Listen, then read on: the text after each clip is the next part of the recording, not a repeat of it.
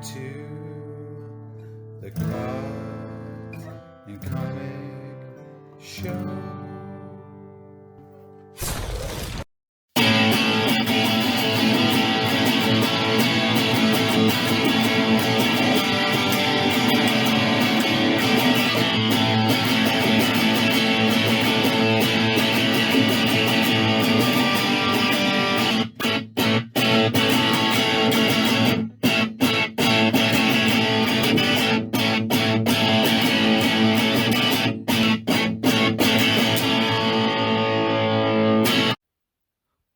Welcome back to Cards and Comics, and today I have a enormous, ginormous, epic mail day, and I'm going to break it down into a couple of videos because it's so big. I just don't want to have it all crammed into one, and it's comic books, cards, non-sports cards, all together. So, and I'm going to give you the reason why it's so big.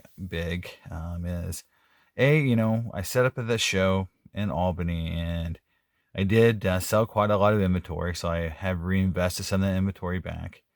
And two, I've sold a lot of my Marvel cards that I got from COMC. Check out my cards that were EPAC cards. I sold probably, close to $15,000 worth of those cards already. And I have some left over. That I'm sending off to PSA, and hopefully you caught my hobby talk where I go through my PSA grade reveal and I show those cards off, because they are really nice cards. They are things that are part of my remaining Marvel cards, and here are some of the cards. Just for people who didn't catch that video, I got a Spider-Man Royal Foil numbered to 25, PSA 8. I've got a Royal Foil Wolverine numbered to 10, PSA 8. I also got a 2003 Tom Brady Black Refractor, PSA 8. So I was a little disappointed in getting that many 8s. I was hoping one card would get a 9. However, I did get this Otani rookie card numbered to 10. So there you go. And the Otani definitely makes it a little bit more bearable on that. So, but outside of those cards, I am sending more cards to PSA, and I'm going to do a PSA order review because I'm going to be sending lots of crazy stuff, really diverse cards, because I got one of those 20 lottery slots, and I'll go show kind of my thought process on what I'm sending and why. And I am going to be crossing over some CSG vintage into PSA, so that'll be a very interesting project. So getting back to this, so I'm going to start with my King Griffey Jr. cards because it's really big focus on my current collection. So first up is the 2015 Tribute. This is just a jersey card, but look how beautiful 2015 Tribute is. And this is a 9. These are very sensitive, cards. And, I would love to get an auto from, 2015 or something like a 2012 Tribute. Those early Tribute sets are just beautiful. And this card is no exception. And, I don't do a lot of modern Griffey cards. And I've thought about doing a video where I just go through my thought process on what, how I choose to buy, like, what Griffey cards do I buy and which ones don't I buy, because, there's always cards for sale. How do I choose? Like, this is in the collection, this is not. That'd be interesting for me to walk through that process. Let me know if that'd be interesting for you guys to think about, like, as a collector, like what's in and out for me from that perspective. So next up, a 2001 MVP auto, and I've talked about this a little bit on my channel around modern King Griffey Jr. Cards, in the sense that this is post 2000, so it's 2001. So it's always 2001 are always going to be Reds cards. But this card is really cool. These MVP autos were tough, and this is on card, and it's a beautiful signature and a really nice card. And his red stuff gets really penalized in terms of pricing But there's some really tough red stuff out there that's beautiful, and this card is a good example of it. And I just think, it's such a good value. If you wanted to get into King Griffey Jr., I'd actually recommend to get some of the rare post 2000 cards that are Reds, cards. So they're kind of like getting Jordan cards in a Wizards uniform. But, some of those cards are really cool too and worth some money now. So kind of being a little bit ahead of that curve. All right, next up is 99 Topps Chrome. Lords of the Diamond die cut Refractor. Just a cool card. And I think I had one of these already. But, I just like the card so much that if one comes up, I go ahead and buy it. And love my 90s refractors. And again, that's pre 2001. So that's sort of one of the big criteria I have if I was just going to give you a preview of how I choose to buy Griffey cards. Next up is this Topps Chrome 1999. This is that King Griffey Jr. Fortune 15 card, and you can see the cards themselves are really cool. They're like a purple, green, gold, teal, like really cool color combinations. Just a really cool design. And there's a refractor version of this card that's super rare. The refractor version of this card is probably one of the most beautiful 90s Griffey refractors ever made, and it's super expensive, but it's high on my list of cards to go get. But yeah, Fortune 15 Griffey is a beautiful card, and the refractor is even better. Now, next card is a 97 Bowman Chrome. So this is the OG Bowman Chrome refractor card, first year for Bowman Chrome.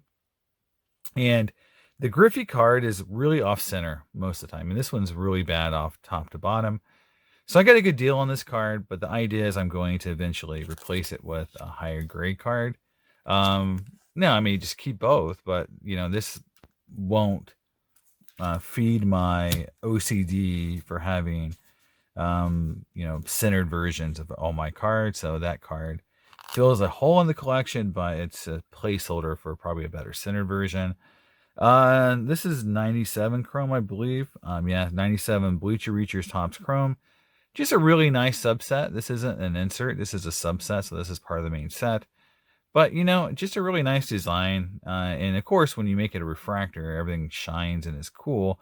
The base version of this card, not very pretty, and then you get it as a refractor, and it looks really cool. So 97 Chrome, Bleacher Reachers, Griffey. Keeping on the 97 theme, here is a Platinum Red from Totally Certified. Again, if you saw some of my other videos, I have the gold version of this card, which is amazing.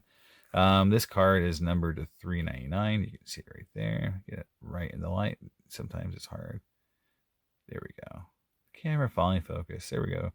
1231 to 399. So one of my, I think this is like, I don't say a guilty pleasure set, but it's definitely not uber rare, but they're really nice looking, and you can pick them up pretty cheap, and they're still numbered, so that's cool. And last but not least, certainly not least, because I've never owned this card before, which is the 97 Finest Griffey Jr. Refractor. This is not numbered, but back in the good old days when both sides of the card were refractory, there you go. This continued in 98 as well, where you had the no protectors that were both sided. Now, this card also comes in an embossed refractor version, which is probably one of the cooler cards ever made, because the silver embossed refractors had the superfractor technology built into them. So that's where that superfractor look came from. And then the gold embossed refractors had the X-fractor technology used. So, the silver refractor is one of the cooler cards ever made. Now, another thing that's really interesting was I just opened a box of 97 Finest Series 2, because Series 2 has the gold Griffey, and Series 1 has the silver Griffey. So if you go back in those sets, I believe every series did that. So if one series had the gold, the other series had the silver. And they kind of split it that way. So you couldn't get your gold, silver, and bronze Griffey out of one box. You had to open both boxes. So Topps played that game quite a bit. And also they split the Griffey and Thomas cards up quite a bit in series as well. But it's the silver refractor. It's a cool looking card. It's a mint 9. So, good grade. One of my favorite cards. And Never owned it before. I've never had this card in my life. Just shows you, like even as a diehard lifetime Griffey collector and wanting to have these cards, some cards just I've never owned. Just kind of wacky. All right, next up is my football cards, and first card here I post on Instagram, but it's probably my favorite football card pickup of the year. It is the base diamond flawless Josh Allen rookie card, and I probably am kind of dumb on these cards because I love the base cards in these sets because they're so limited, and I think that people are going to hopefully catch on one day that these are just the base rookie cards, and they're some of the most limited rookie cards ever made. But even at that, I just feel like they're just really nicely designed, and I went out and grabbed it after that show. One of my big investments after the show to increase my Josh Allen collection, and so I'll show the back to you. Sorry, I had some folks asking me to show some more back, so there you go.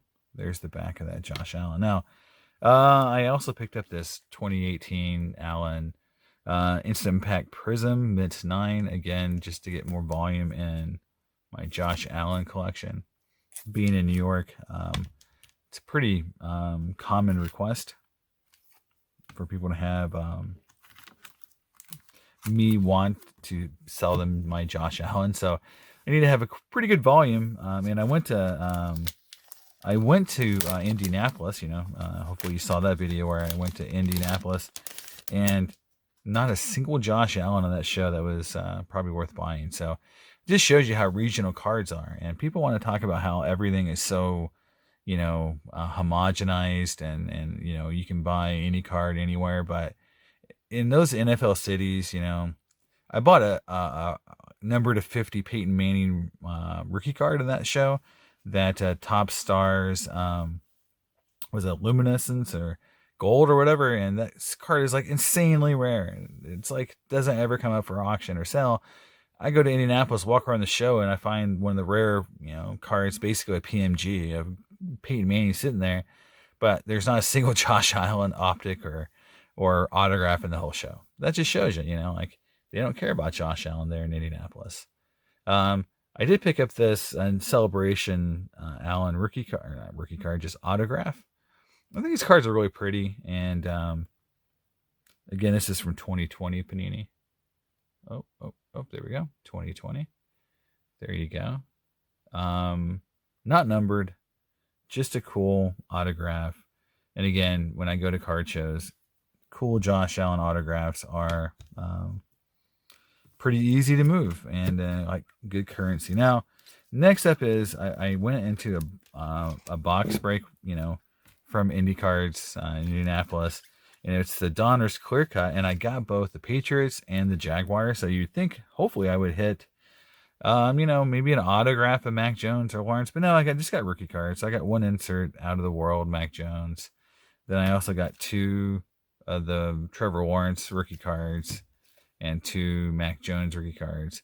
And they sell pretty good raw, and they're really nice cards, but, I'm not going to get them graded right now. Again, I'm getting ready to send 20 cards off to get graded, and they're not in there because, to me, they're not worth enough to even at $50 to get graded. Now, last but not least is a card that I just really love, and this is the 96 Bowman's Best Cut. Dan Marino Atomic Refractor. No numbering, but just a really, really pretty card. There you go. Look at that thing. That thing is a shiny, shiny, shiny card. And that die cut is just like ridiculous. And again, this is what I go back to, with Fanatics, guys, come on. Look at these cards, man. You just got the Topps brand. You got football cards. Bring back Bowman's Best. Bring back these cool die cuts and refractors like this, man.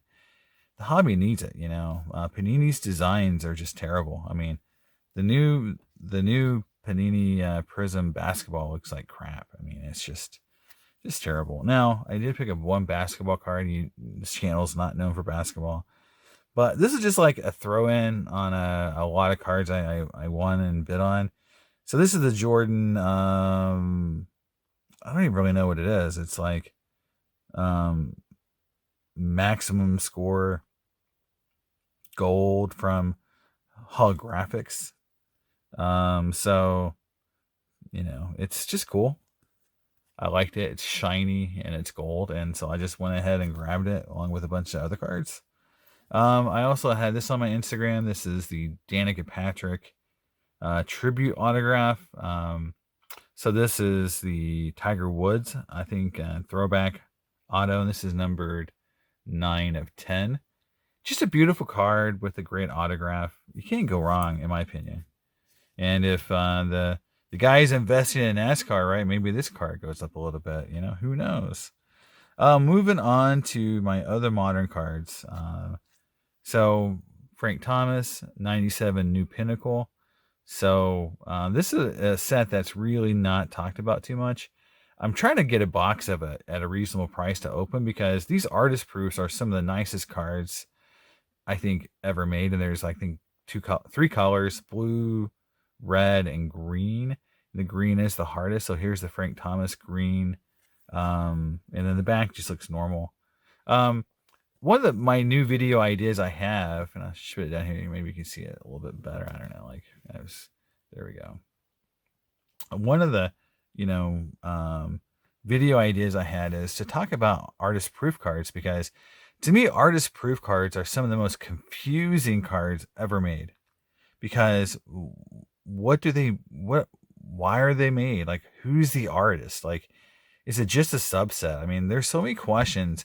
And when was the first artist proof set made? And were there, some ideas besides just another parallel for these cards? So again, green artist proof, is it just like a refractor and another parallel color? I don't know, but they're cool looking. They use Dufex, and every time I see a Dufex card, I want to buy it. So there you go. Just like this card, 2005 Zenith. And again, these gold, this is a gold artist proof, and these are numbered, there you go, to 50. We get the right light.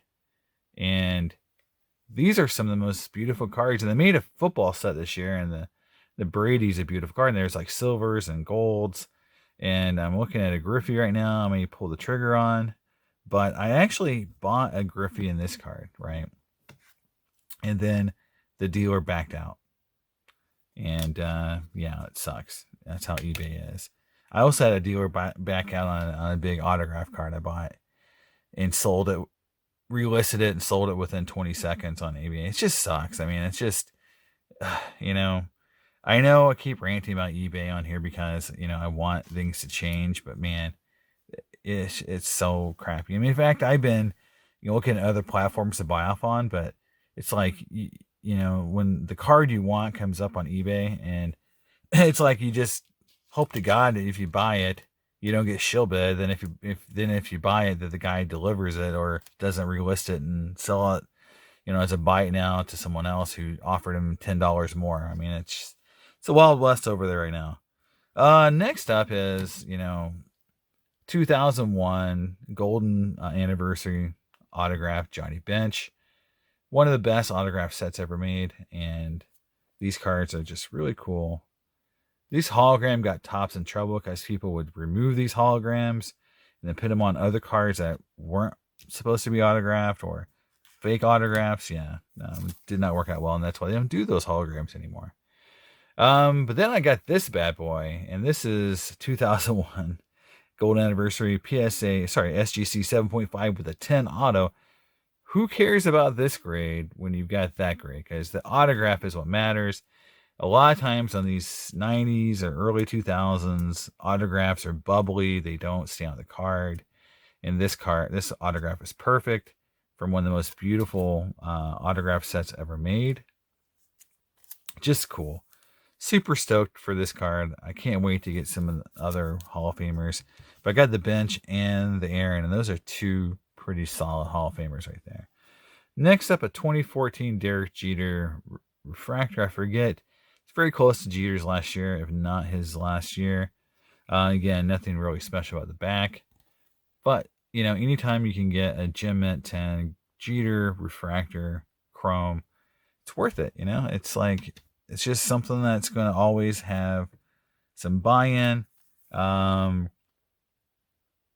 Mauricio, 9510 Bowman Chrome Auto. I was just kind of just in a mood to buy, some prospects, and being in the New York area, I grabbed him. Wasn't too expensive. But next up is something I haven't had in a long time. Long time. This is a Mike Trout auto. Now, it is on card. It's a Topps Fire card, which a lot of people don't like the set, but I'm going to tell you guys, this set has some of the best autographs, and a lot of them are on card.